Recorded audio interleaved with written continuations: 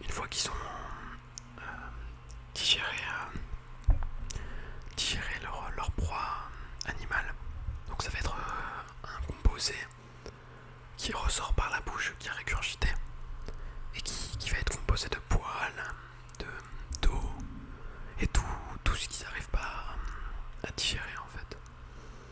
Donc ça va être ça ressemble à une crotte en fait. Mais à l'intérieur il n'y a que des poils et des os. Et donc voilà, et en fait je me suis mis à... J'ai récolté des pelotes de réjection. Et avec ça, donc j'ai disséqué ces pelotes pour en récupérer les crânes. Donc les voici. Il y en a plein ici, que j'ai mis dans des petits pochons. Ça peut paraître un peu étrange comme ça, c'est pour ça. Mais je vais vous expliquer pourquoi. Et donc en gros, avec ces crânes là, on peut après, à partir de certains critères, on peut déterminer de quelle espèce c'est justement. Et donc, vu que la chouette effraie est un peu opportuniste, elle va se nourrir de ce qu'il y a en fonction autour d'elle.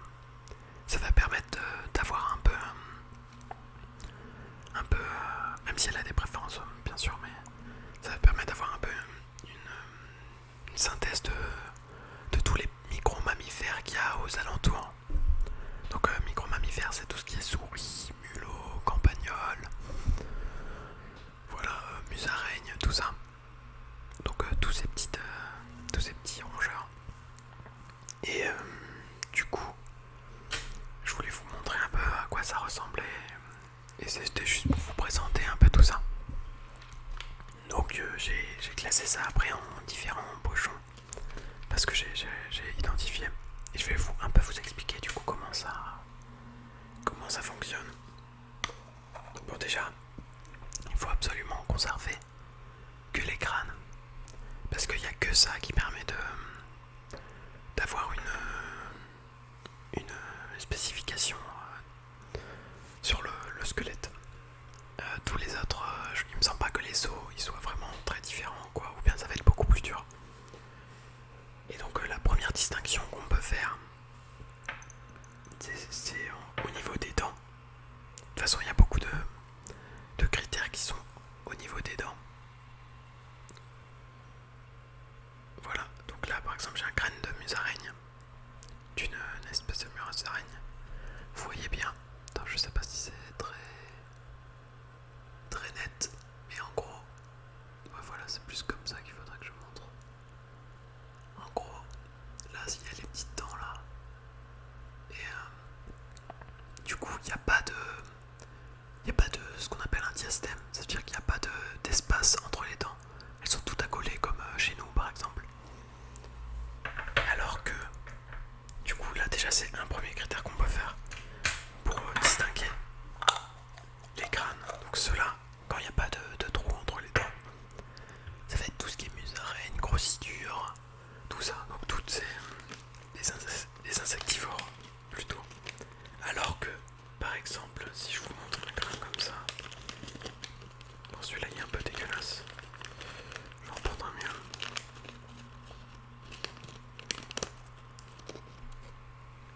Ah merde, lui il a des trucs dégueux qui sortent. Ouais, parce que parfois il y a des restes de poils dedans. C'est difficile de bien les nettoyer. Là vous voyez très bien. Là il y a les premières dents, les incisives. Ouais, je crois que c'est les incisives. Les incisives à l'avant. Et là, bam, gros trou. Et là à l'arrière il y a les molaires. Enfin tout le reste des dents quoi. Prémolaires, molaires. Donc voilà, vous voyez très bien. Ça c'est un rongeur. Justement c'est comme ça qu'on distingue un rongeur d'autre chose. Et justement, s'il y a deux paires d'incisives ici, ça c'est un limpin ou un lagomorphe en tout cas. Donc là, une paire d'incisives, ça va être rongeur, donc ça peut être souris, mulot, campagnol. C'est vraiment très varié en fait. Donc voilà, là on a fait les premiers critères de distinction. Donc en fait c'est... D'ailleurs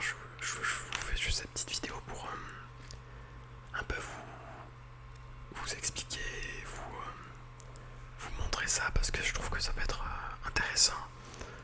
Parce que tu peux, même si ça paraît vraiment bizarre, c'est quelque chose que tu peux apprécier au fur et à mesure du temps. Et surtout que ça aide parce qu'après tu peux rentrer ça dans des bases de données pour aider à inventorier la biodiversité qui est autour de chez toi par exemple. Par contre, ouais, faut réussir à trouver des pelotes de réjection. C'est pas tous les jours qu'on trouve ça. Mais c'est pour dire qu'il y a plein de petits gestes comme ça, plein de petits trucs qui peuvent aider à, à inventorier la biodiversité et tout simplement à mieux connaître la nature qui est autour de chez nous et du coup pouvoir mieux la protéger. C'est un peu aussi... Et d'ailleurs c'est pour ça que je suis dans une association qui fait ça. Et donc c'est un peu pour vous sensibiliser à ça et vous dire que ça peut être aussi un peu fun entre guillemets parce que moi je trouve ça, je kiffe ça quoi. De pas savoir en fait ce qu'il y a dans les pelotes et après d'essayer de deviner à partir des critères, me dire oh là putain c'est une espèce rare et tout. Ça peut être, moi j'aime bien ce côté découverte. Et du coup voilà. Et en plus on apprend pas mal de choses sur la biologie des espèces, tout ça. Et si les animaux vous intéressent de manière générale, ça peut être cool.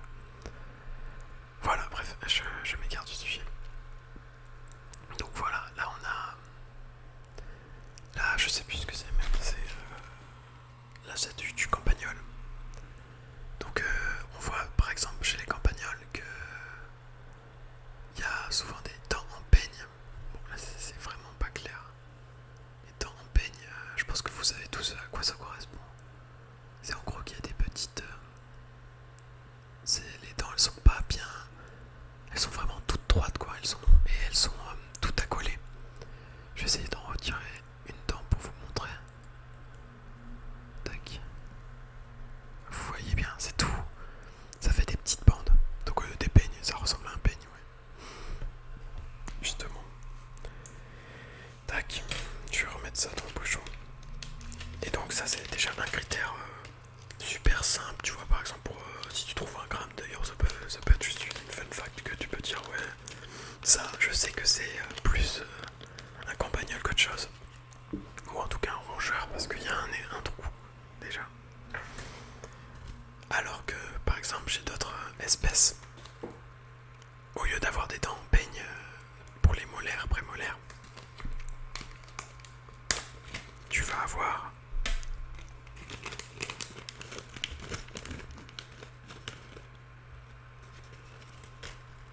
merde, tac.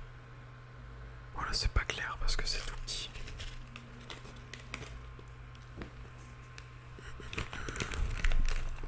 Là je suis sur des crânes de mulot.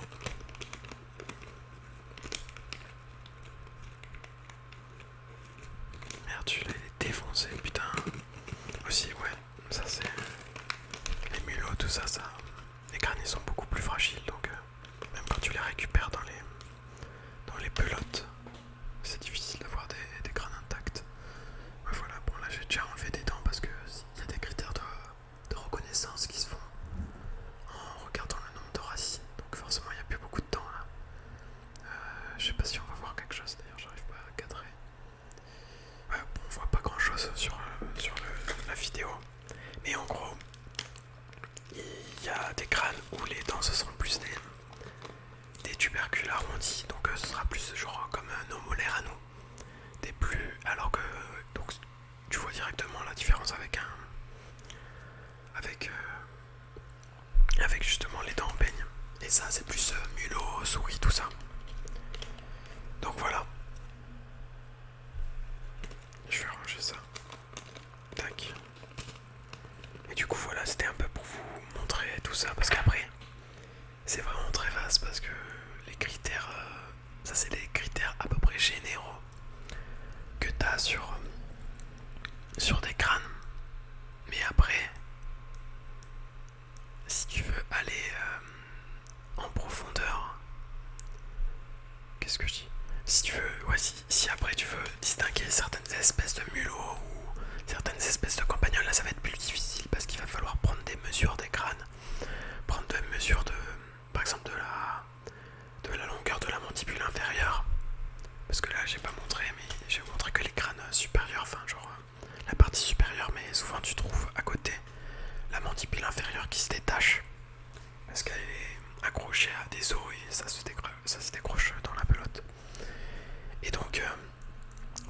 mesurées et tout, et parfois c'est quasiment impossible de distinguer deux espèces parce qu'elles sont très proches. Donc là, c'est entre guillemets les critères généraux